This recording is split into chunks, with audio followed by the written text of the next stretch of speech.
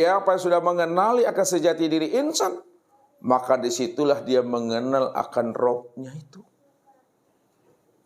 Karena Rob itu sudah menjadi rahasia diri insan, maka tiliklah ke dalam, sentar ke dalam. Siapa yang mau menilik dan menyentar ke dalam dirinya, maka kenallah dia dengan Rob itu yang sebenar-benarnya. Barulah kita bisa mengatakan sebagai insan kamil mukamil itu. Insan kamil mukamil itu tiada lain adalah nyatanya diri Allah itu. Bukan nyatanya diri Bapak Ibu, nyatanya diri Allah.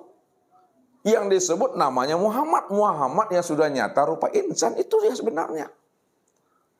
Jadi nggak bisa dipisah ceraikan Bapak Ibu, karena dia cuma satu-satunya. Jadi siapa yang sudah mengenal aku, yang sudah nyata pada dirinya, rahasiakanlah diri aku itu, kata Allah, pada dirimu. Walaupun dirimu itu bukanlah kenyataan dirimu, akan tetapi dirimu itu nyatanya aku. Disitulah orang yang telah sampai pahamnya pengenalan diri terhadap Allah. Man arafallahu kala lisanahu itu. Nih.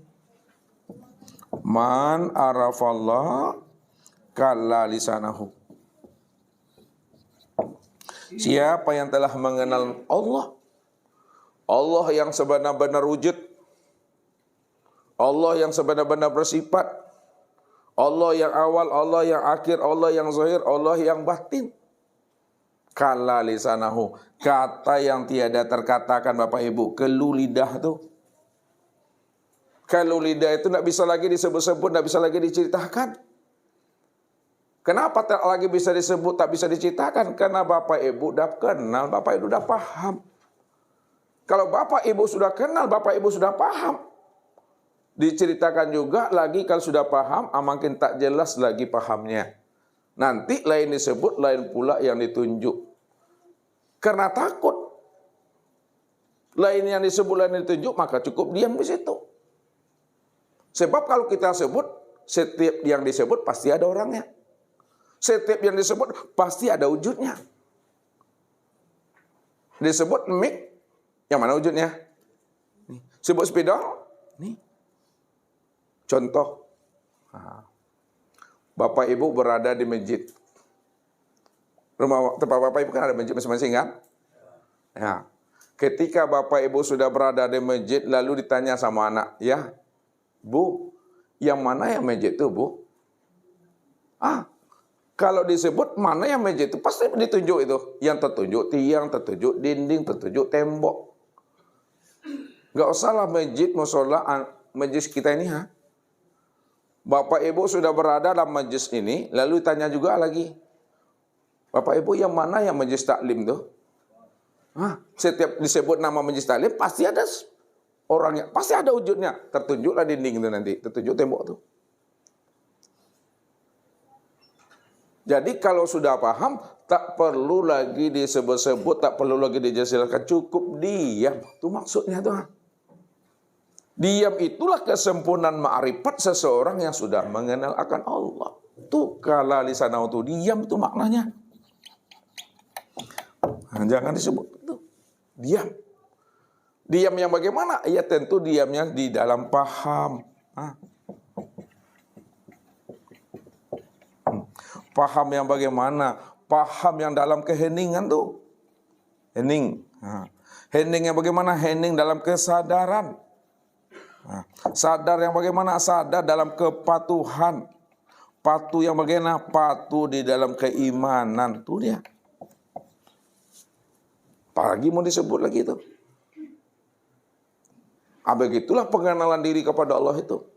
Kalaupun disebut, kalaupun diceritakan, kita ingin menjelaskan tentang siapa Allah itu. Siapa kita ini. Siapa Tuhan itu. Dan siapa aku itu. Namun kalau sudah paham siapa Allah, siapa kita, diamlah di situ. Karena dia cuma yang ada.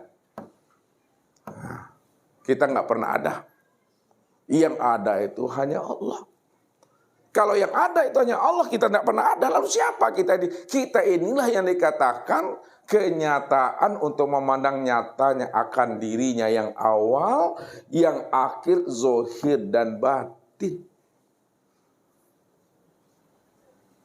Kita ini tanpa memandang nyatanya zatnya, tanpa memandang sifatnya, tanpa memandang asma dan af'alnya. Karena insan itu tanpa memandang nyatanya zat, sifat, asma dan af'al, maka disebutlah insan itu wujudullah itu. Nah, disebut insan ini wujudullah.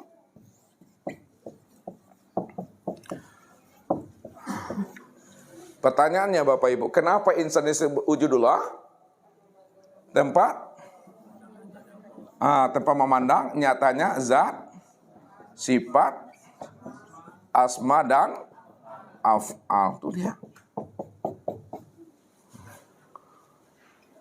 Karena insan itu tanpa memandang zat, sifat, asma dan af'alnya Allah disebut wujudullah.